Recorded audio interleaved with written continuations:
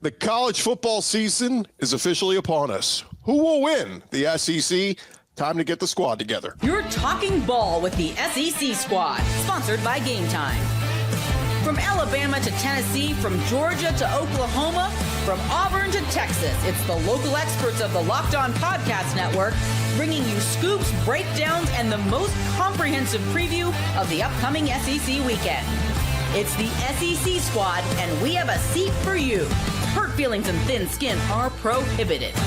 Squad up, you're part of the SEC squad. What up? Welcome to the SEC squad. Sit back, grab your favorite beverage, and join us as we are breaking it down. It is the start of the college football season, all the waiting, all the months, all of us having to care about Auburn basketball. It is football season. It is here. It is upon us. Welcome into our panel. And guys, we got the whole crew here. We're going to be bringing in hosts in and out. So let's just dive right into it.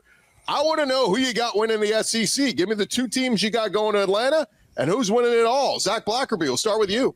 I've got Georgia beating Texas in Atlanta because we can't have new original things here. It's a repeat. Brandon Olson? I'm taking Texas beating Georgia. I refuse to pick Georgia, so that's just how that's going. That's fair. Steven Willis, who you got? I got Georgia beating Alabama in Atlanta. Gross. Yeah, seen that one a time or two. Clint Chamblin? I hate to take chalk. It's going to be Georgia, Alabama, and I got Georgia winning it. Okay. Have you guys watched the SEC championship before? Have you guys seen this?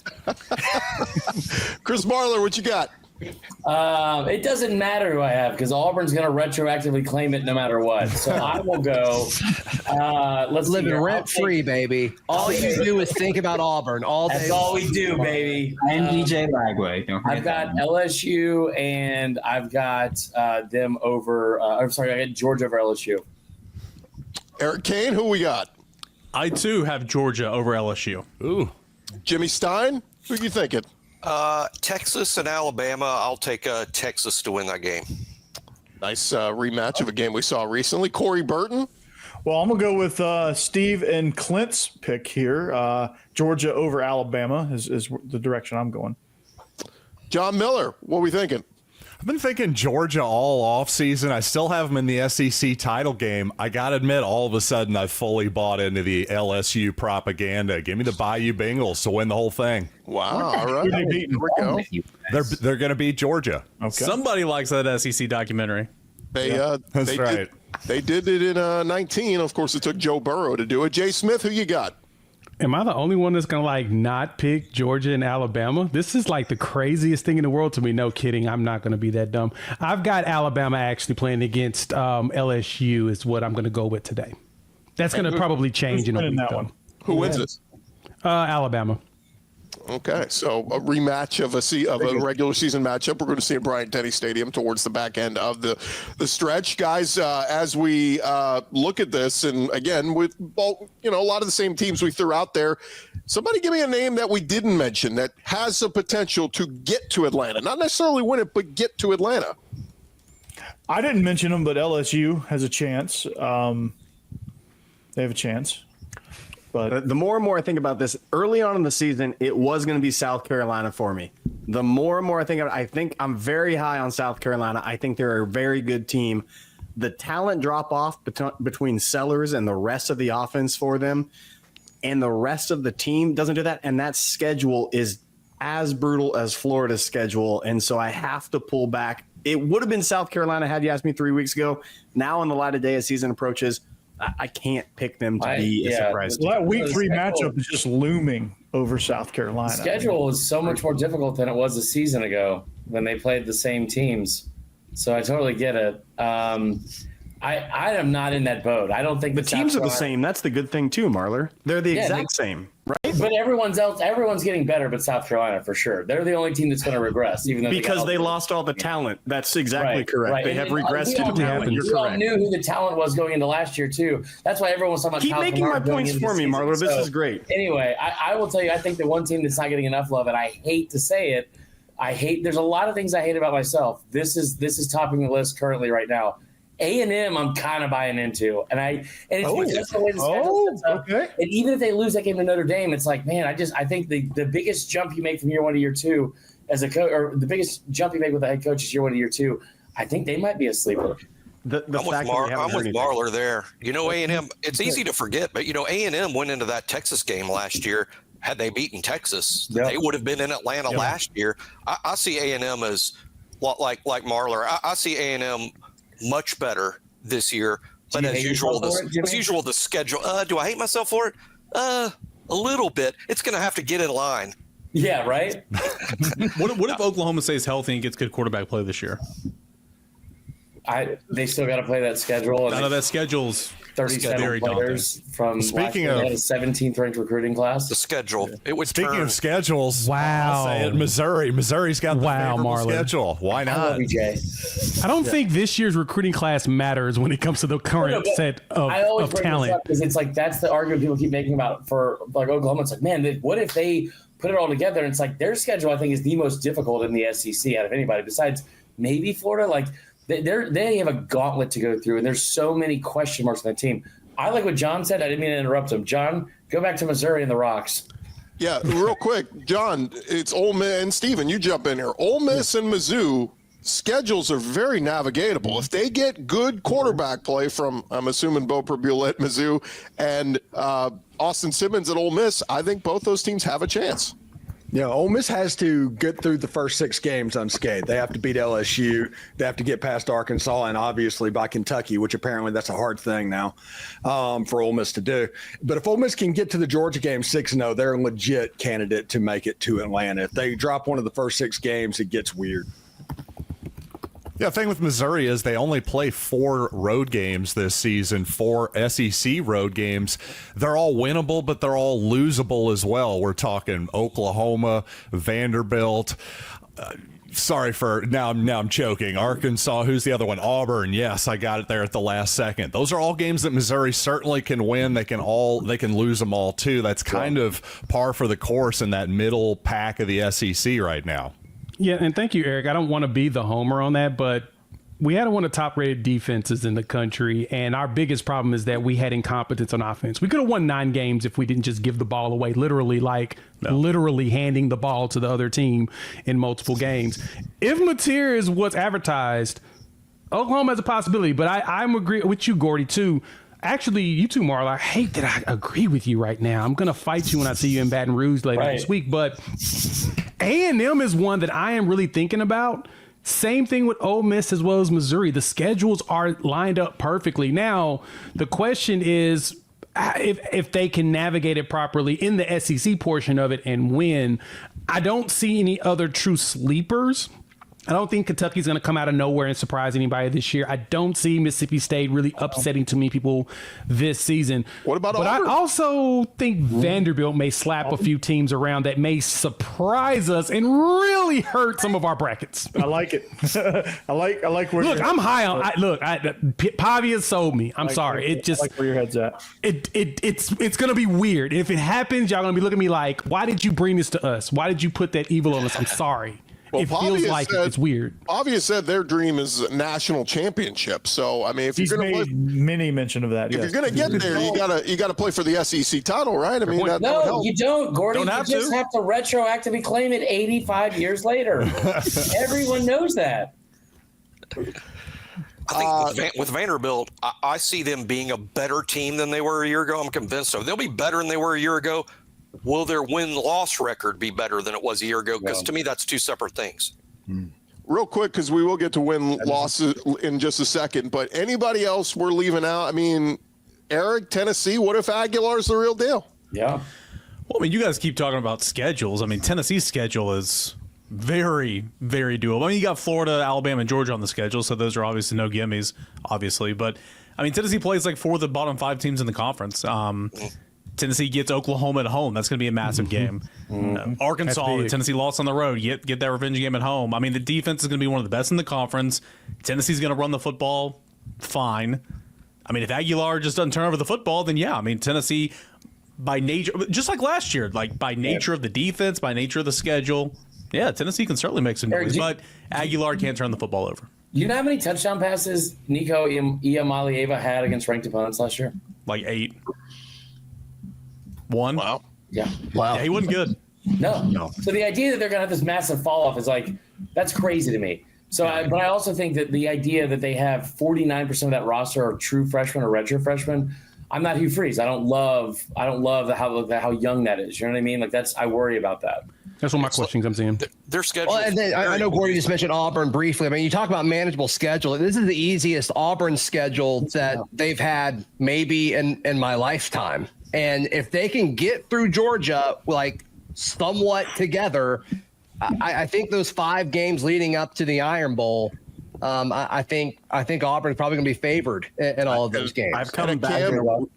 Cam Newton retirement ceremony that night. I mean, Look, I'm here to tell you right now. No one talk to me the week that we go to Auburn and Jordan Hare, because I will be up in a bucket of feels. It's going to get, that game is going to get weird. Crazy, I'm here to tell Clint. It's going to be insane in that stadium. It's and Auburn's been laying in the weeds too. Like it's just building momentum. A lot like that 2013 season. They got those 2 early losses, and all of a sudden, I think it was too early. It was only 1, but they keep just building after each week, and then they kind of skate by, and then next thing you know, it's November, and they're a top 5, top 10 team. If Auburn can get through, if they can go 2-1 in their first 3 road games at Baylor, at Norman, in College Station, if they can find a way to go 2-1 in those games, I mean, they'd probably be ranked hosting that Georgia game that we just talked about on Cam Newton night, and then everything after that. I mean, the order of Vandy, Kentucky, Missouri, Arkansas, Mercer, like going into the Iron Bowl, like if they get hot, the Battle of Gettysburg together, that could be a problem. Look, if the Patriots or if the Falcons don't give the ball back to Tom Brady, they win that Super Bowl too. I mean, it's anything can happen. The Patriots. Why are y'all like this? And truly on the Auburn case, I mean, they're number 21 in the country in returning production going into this year at 65%, but hence why I say Vanderbilt as well as Texas A&M. A&M's number 3 at 77%. They're bringing back damn near everybody. Vanderbilt sitting at 7th in the country, 20th in offense, 7th on defense. They're bringing back a lot of players, especially on the defense side of the ball, where the head coach is a defensive guy. So they just having the returning production helps. A lot of the other teams that I'm kind of down on, it's only because of returning production. But I know that a lot of the teams you're going to level back up by the end of the season. So it's going to be more interesting in November to me of what the SEC turns out to be, honestly, than the beginning of the season. We'll see how good Vanderbilt's depth is, Jay. To your point, they have all that returning production, but they have built behind those in the second and third string, so they're not going to fall apart quite as easily. I see Brandon Olson making some faces. Oh, dude, I'm dying over. I just had to sit through 13 minutes where people talk about Auburn and Vanderbilt being more likely than Florida. I mean, that is just, I'd be embarrassed. Oh my goodness. Look, Florida has a great chance. Our question still is your quarterback healthy? Because every time we look up, somebody's reporting randomly that he's hurting. Jay, how many games has he missed with injury? Because the answer is 1. Hold that thought, fellas. We are going to talk. Didn't he have a shot? How many practices he missed this actual calendar month? We are going to talk win totals when we return. It's our SEC preview with the squad coming back. I was also healthy in 2024. More with the squad in just a second. But guys, you've probably heard of Viagra or Cialis. Maybe you've even tried them. But if you're looking for something beyond the usual pill, it's time to meet Rugiet. Get ready. Rugiet Ready is a next-gen prescription treatment designed to amplify arousal in the brain and boost blood flow. Unlike the usual pills that can take hours, Rugiet's 3-in-1 formula dissolves under your tongue and kicks in fast, on average in 15 minutes. Effects can last up to 36 hours, so you can stay confident and in control when the moment is right. If traditional options haven't worked, Rugiet might be the answer. Over 150,000 men have already made the switch. And if you head to Rugiet.com/LockedOnCollege right now and use our code LockedOnCollege, you will get 15% off today. That's Rugiet, RUGIET.com/LockedOnCollege, and use promo code LockedOnCollege for 15% off. Individual results may vary with prescription treatment. Compounded drugs are permitted to be prescribed under federal law, but are not FDA approved and do not undergo FDA safety, effectiveness, or manufacturer review. Please visit the Rugiet website for full safety information. This episode also brought to you by our friends over at Open Phone. And look, if you're running a business Every missed call is money left on the table. Think about the last time you needed a service. If the first person didn't answer, did you wait? Probably not. You moved on. That's why you need Open Phone, so you never miss an opportunity to connect with your customers. Open Phone is the #1 business phone system designed to streamline and scale your customer communication. If you juggle 2 phones just to keep business and personal calls separate, Open Phone is going to help solve that instantly. Your whole team could share one number and respond to customers like a shared inbox, so no more who's handling this. See why over 60,000 businesses trust Open Phone. They're offering Locked On listeners 20% off your first 6 months at openphone.com/lockedoncollege. That's openphone.com/lockedoncollege. They'll even port over your existing numbers for free. Open Phone, no missed calls, no missed customers. Roll along here, SEC Squad edition, and it is our SEC preview show as we get you set for the discussion on win totals. And we're going to throw out some win totals. We're going to take a look at it from our friends over at FanDuel. And fellas, as we take a look at it, it is these are the projected win totals out there on the most up-to-date win totals from FanDuel. And look, there's been a little bit of change. Oklahoma, I think, went from 6.5 up to 7.5. Missouri went down, I believe, from 7.5 to 6.5. But as we look at the win totals, which one do you like most? You got the upper echelon of Alabama, Georgia, Texas, 9.5. You got LSU, Ole Miss, Tennessee, 8.5. And then a whole logjam of 7.5s in there. Well, we've got SEC championship contenders, Missouri and Vanderbilt in there. So, I mean, those have to be the ones we've got to just hammer those. By the way, how many Missouri has a winning record against Florida, by the way, in SEC Congratulations. I'm just sorry, Brandon. What is the dismissive tone here from Brandon? I don't hold on. We're now going to talk Brandon's about mad. contenders. So this is the part where Brandon gets to be quiet, because I do believe that if Thanks you're for showing top up, Brandon. 3, Alabama, Georgia, Texas, give me the overs on those just as a field and a parlay. I feel really good about those. All 3. All 3. Texas, the one that is, to me, that's an outlier, but I just went through the Georgia schedule. That Auburn game gets a little dicey. We did this whole preview. I'm feeling good about 11 wins on the season. Alabama, the same thing. I think they get wins on it as well. I'm taking the overs there. Tennessee, I'm taking the hard under on. I am taking under all day and hammering it twice, likely. Why?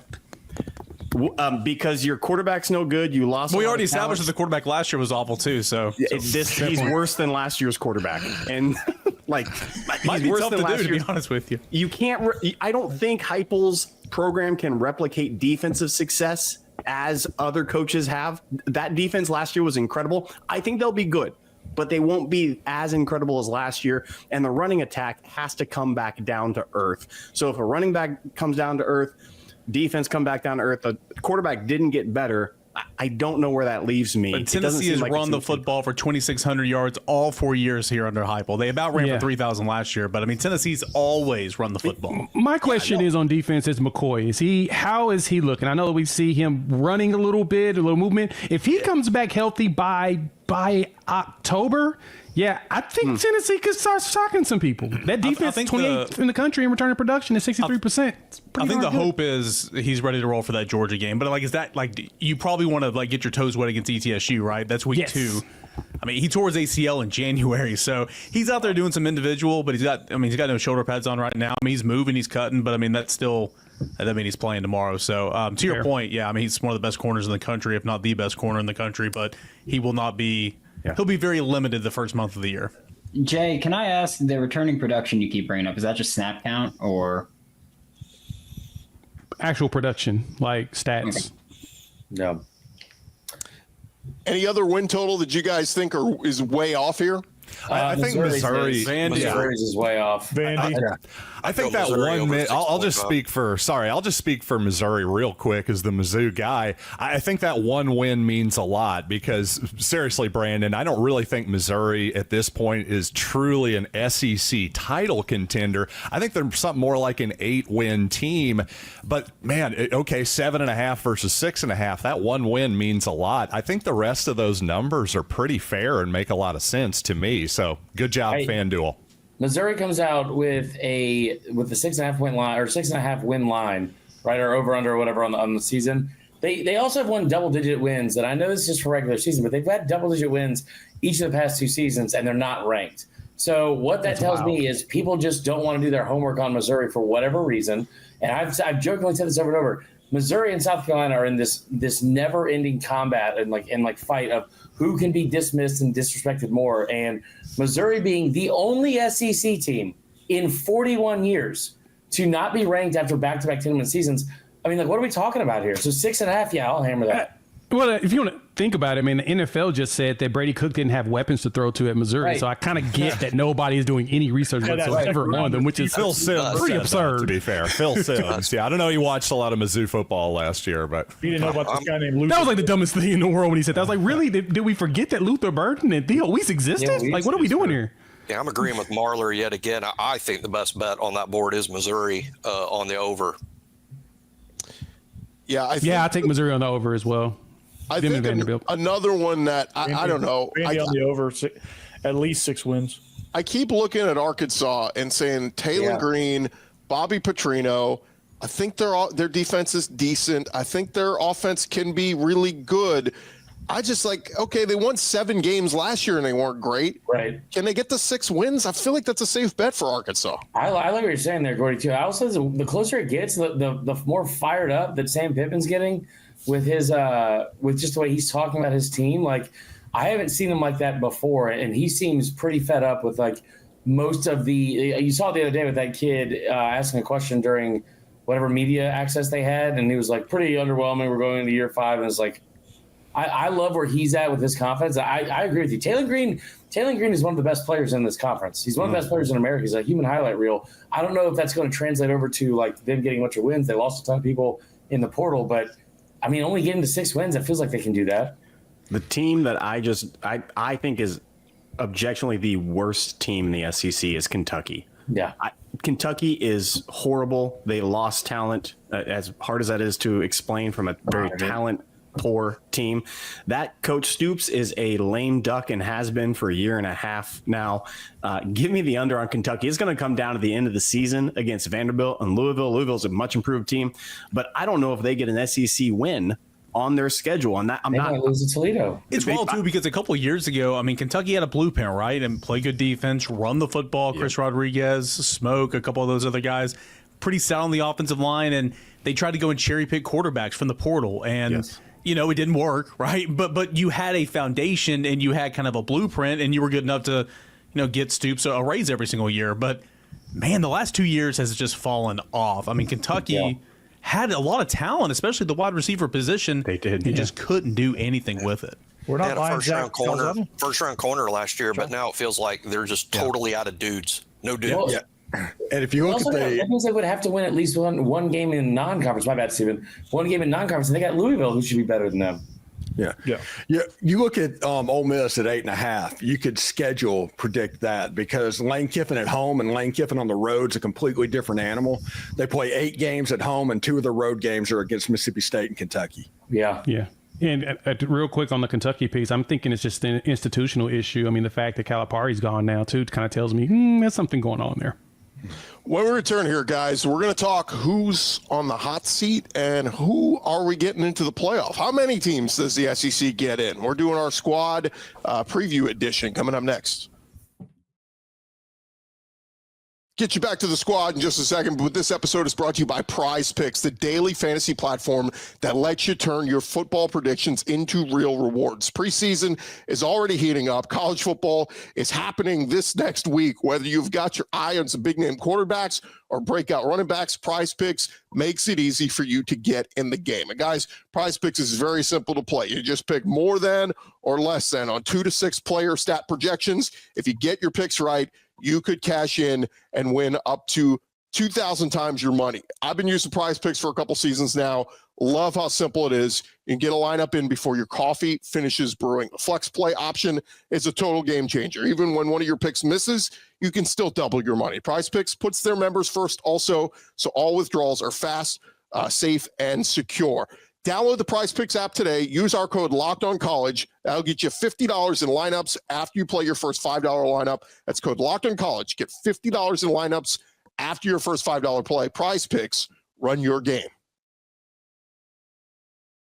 SEC Squad Show rolling along here, fellas. It is the start of the season. It is upon us. We already made our predictions. Who's going to Atlanta? Let's go the other way. Which coaches are most on the hot seat? Hugh Freeze. You're going to put Hugh Freeze. Don't worry, Marler. I'll bring Auburn up this time. Well, I know everybody was talking about how much they love Sam Pittman, but he's absolutely. I mean, we can all love Sam Pittman because I do. He's absolutely on the hot seat. I'm with Eric there. I think he's most likely to be fired. Yeah. Brett Venables, too. I mean, beating Tennessee last year saved his job for that season. I mean, if you lose that game, I mean, he might not even make the rest of the year. Oh boy. No, I'm just observing. Play cool. I'm just here. I heard Hugh Freeze. Okay. All right. Is he not on the hot seat? I mean, I think if you're listing coaches that are on the hot seat, like, you have to bring up Hugh Freeze for sure. Is he the hottest? I don't think so, but y'all can't help yourselves. You have to bring him up first, and that's okay. Mm-hmm. But he has to be on the list, though. Yeah, that's very true. A shockingly cool list in general. Yeah, for the most part. It doesn't feel like there's going to be a lot of change on the hot seat, really. I don't think there's going to be a lot of change in SEC this coming season. Probably two. It would Arkansas, take some Kentucky. unexpected disasters, I think, for there to be multiple changes. But Sam Pittman's one. I mean, of course, they could win. I think if they just win 7 games, he's back for sure. I don't understand He survived last year. They don't want to fire him. Yeah, I agree. I agree with Zach. I'm surprised they haven't tried to push Bobby Petrino back into his old role, which would be weird in its way, but I could totally see it happening. But yeah, Arkansas, I think they want to keep Pittman. They're trying to find excuses. And like I said, 7 games, I think he stays. Kentucky, it's weird because I'm trying to figure out what exactly do they want from Stoops, right? Like, every so many years, he does get a 10-win season. 9 wins, it's an escalating raise. Every time he gets 9 wins, he gets a raise. Yeah. So I'm trying to, do you want him to maintain consistent 10 wins, or are you okay with 3 wins and then 6 and then 3? But that's the thing. He won 4 last year. Like, that's a major step back for one of the highest paid coaches, top 10 highest paid coaches. He took another job, and then the job said, no, we don't want you, and he came back to Kentucky. He was on his way out. And that's what I mean. Like Kentucky obviously has low self-esteem right now. That they're just like, you know what, we'll just take you. Hey, pay me. I will bring everybody here. We will all be on the coaching staff, and we will all get a position, and we'll make the magic happen. Let's go. Coordinator, hire me. I got it. Musicians. Yeah. They're waiting on John Summerall. Is what they're waiting on. I think they're going to immediately into the season. They're going to go after John Summerall. But I mean, all signs point to he's happy at Tulane. And what if he says, I'm staying at Tulane? A better, easier path to try to get in as a group of 5 team. Hey, he's had a couple of offers, if I'm correct. I think that Stoops and Pittman are gone. I think they do it on their own accord. I think Pittman leaves because he's kind of frustrated with, like, not frustrated, but also, like, if he can't do it, and he's already alluded to the end of the offseason surgery and stuff like that, like, I want Pittman to be there forever. They should give him a lifetime contract. I don't care. The expectations for Arkansas fans that they should somehow be doing way better than they are, considering Chad Morris was their head coach before. Hey, you know what? You guys have been dynamite the whole hiring process before. You're just like Auburn. Why don't we bring that back around and see what happens? You guys will knock it out of the park, I'm sure. Maybe John Smith's still around. You can't help yourself. Back. I mean, you can't help yourself. Great. It's the most unbelievable obsession I've ever seen in my life. I'm kind of curious, though. I am kind of curious, though. How long do you think? How long do y'all think Jeff Lebby's going to get? Will he get his full 4 years? Yes. You got to give him at least. The expectations are so low, right? Yeah. The expectation. He's a dang good coach. He can coach a lot of people. Oh, yes. If they throw up another 2-10 with a loss to Southern Mississippi, he will not survive this year. Where did Zach go? That defense was historically bad last year. That was a hockey substitute. Yeah. And they returned all those players. Somehow not as bad as pass defense. I believe Arkansas's pass defense is still worse, or maybe maybe it was Kentucky. But anyway, the defense overall was historically bad. So, I mean, I know he's an offensive guy, but, like, you have got to take a significant step in the right direction. What do we think about and I won't say necessarily hot seat, but it's going to get very hot if Brian Kelly or Kalen DeBoer don't make the playoff, right? Those are the interesting ones. You read my mind. I was going to go talking about high expectation. We're talking about all these bottom-dwelling teams that aren't going to be mediocre for long. We're talking about high expectation. LSU, look, that roster, that location, that school, that tradition, you have to make playoffs. And if he doesn't this year, I could see a situation in which the conversation starts going and things behind the scenes start going on. And I was just going to ask Jimmy, how many wins? Because Gordy, you were on last week talking about how you see a quarterback change happening by the time week 5 or 6 comes around because Alabama might drop a couple games. Alabama loses 3 very, very tough games this year, and all of a sudden, it might get too much for him. I think there's a difference between fans being off the bandwagon and the administration. We have to remember in this rev share era where everybody's budget just went up, Kalen DeBoer's buyout, it would be $66 million. I don't think that the administration would be on board with making a change, but that's not going to influence the fans. I think if Alabama doesn't make the playoff, even barely missing the playoff like they did a year ago, I do think a lot of the fans are off the bandwagon, and when that happens, it's sort of like waves in the ocean, right? But it would be bad, but I think it would just be too costly. It would take a true disaster for Alabama to start beating the bushes for $66 million. Question on that though: if they do let go of DeBoer, do you lose Courtney Morgan as well? Because to me, that would be catastrophic. No doubt, because I think they're joined at the hip. Oh, that would be catastrophic. And you figure that out for a couple. He's in high demand even without DeBoer. USC exactly made a 7-figure offer. He's a Michigan guy, by the way, so you know they're going to be coming. So he won't be out of a job long. But no, I don't. There would be no chance of Courtney staying if Kalen DeBoer is out. What is Brian Kelly's buyout, Gordy? Isn't it like $70 million? It's very high. Yeah, I mean that's the thing. Too. I've heard from even Kentucky 50. folks. It's over 61 as of December 1st, 2024. Yeah, it drops. It drops to 50 until 2026. I've even heard from multiple Kentucky people that they don't want to pay the buyout for Mark Stoops if it came to that. So the only school I think that would have no problem paying, and Jimmy mentioned it, it's high on DeBoer. But if the Bama faithful decide that it's time to move on, they will move on. I mean, Bama will write that check because football is king in that state. I mean, they got a lot of money down in Alabama. That Kelly buyout is crazy. $60 million at the end of this year. So actually, end of this year, it's 51.7. End of November 26, it is 42.5. 2027 is 33.1. We'll just put it this way. Fellas. Kalen DeBoer and Brian Kelly, book your trip to SEC Media Days 2026. We'll see you. Yeah. We'll see you there. Before we wrap up, fellas, we got to get a head count on how many SEC teams are going to make the field. I saw some of the betting odds this week. The over/under is basically set at 4. So we'll do kind of a real quick show of hands. Raise your hand if you think the SEC gets exactly 4 teams into the playoff. Okay, we got 1, 2, 3, 4, 5, 6, 7. So Eric, Jimmy, and John, how many do you think make it? 3. I'm a 5. John and Jimmy say 5. Eric says 3. All right. Well, now the tough part. Go around the horn. Name your teams that are making the playoff. John, you said 5. Give me your 5. Well, I'm going with obviously I picked LSU to win the SEC championship. I'm going to go with them, the obvious 3 there. And also give me the Missouri Tigers, too. What the hell? Okay. So who are your other 3? Georgia?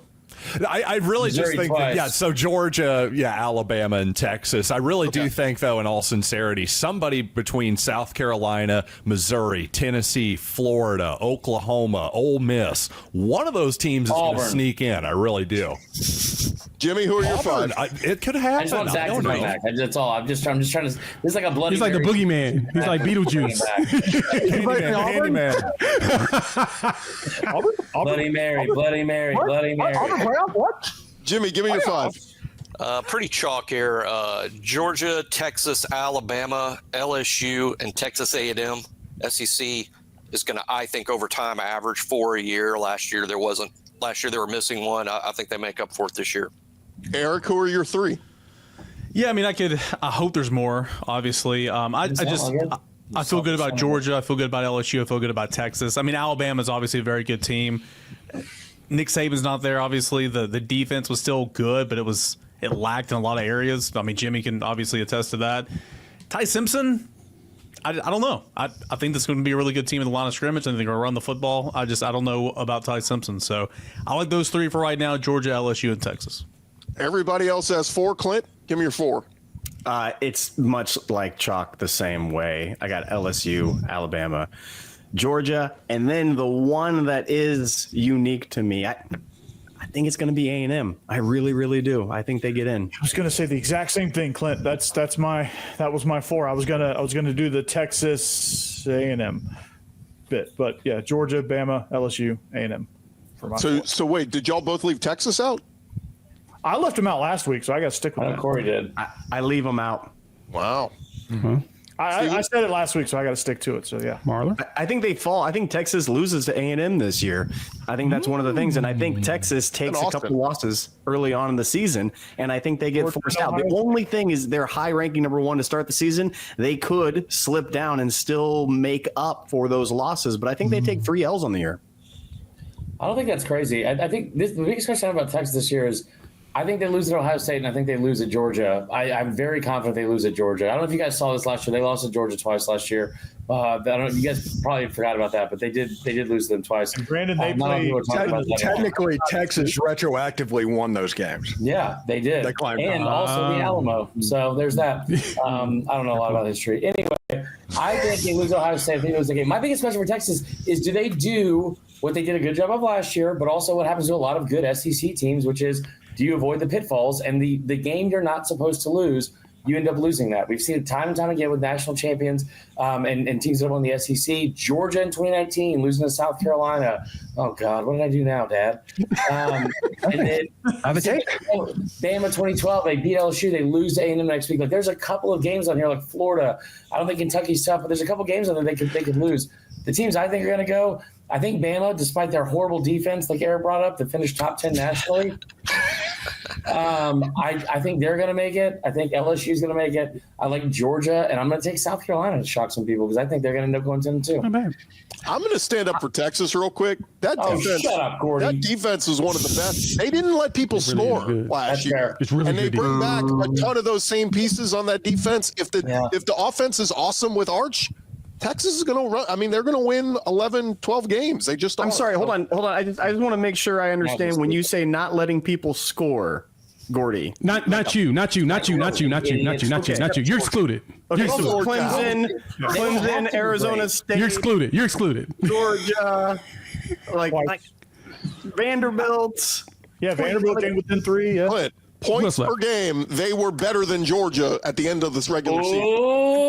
And you will have me say that was one of the worst defenses Georgia's had in the past 7 years. I will say that. So if you're going to put apples to apples, yeah, they're bad. Like, this is what's crazy to me about Texas. And Gordy, you're just trying to get people to stop hating you. You're a people pleaser right now. I need you to come back down a little bit. Guilty. Let me stand up for Texas. Guilty. You know what? Not enough people are coming to Texas' defense this offseason.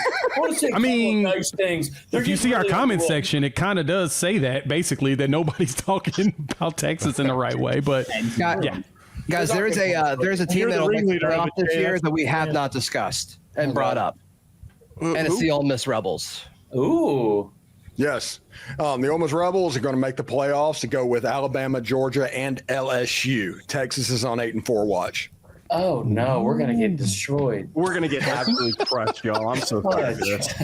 Yeah, my continued hatred of Texas is going to be the main topic of concern here. Oh, great. Eric's back. I feel like I need to get my buddy does a good McConaughey impression. I feel like we need to get him on to kind of set everybody straight here. No. Who else didn't give us their 4? Jay, Brandon? Brandon, go ahead. I got Texas, Georgia, Alabama, Florida.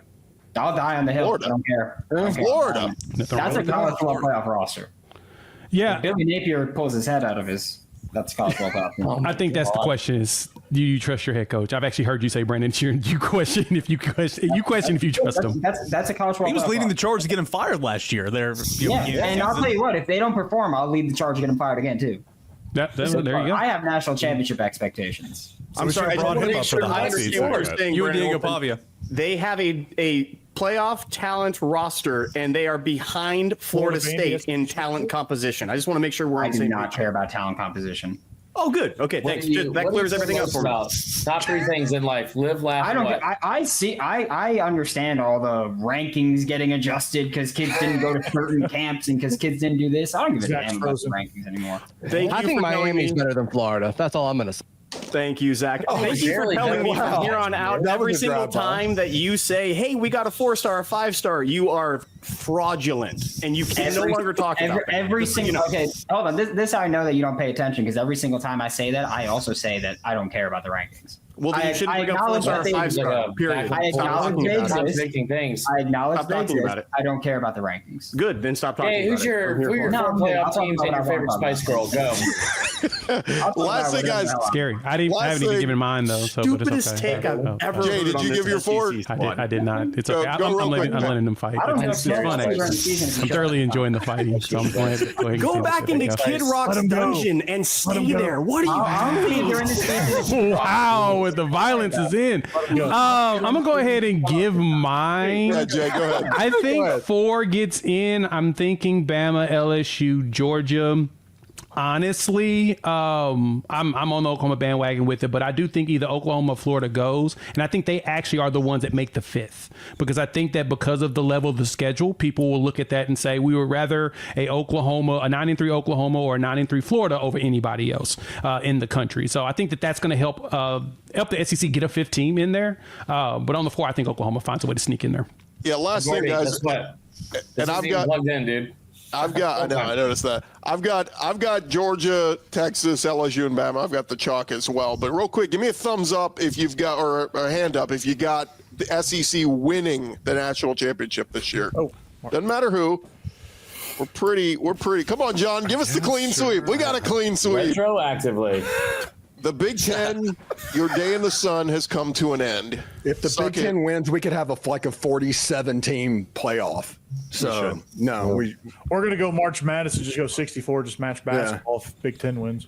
Well, that is going to do it, fellas, for our SEC season preview. Thank you guys so much for your participation. Remember to follow and subscribe to your favorite SEC show. We'll be covering your favorite team every day throughout the season. And don't forget, I'll have you covered with the entire conference each and every day with Locked On SEC. Part of the Locked On Podcast Network, covering your team every day. We're coming to your city. See you guys soon.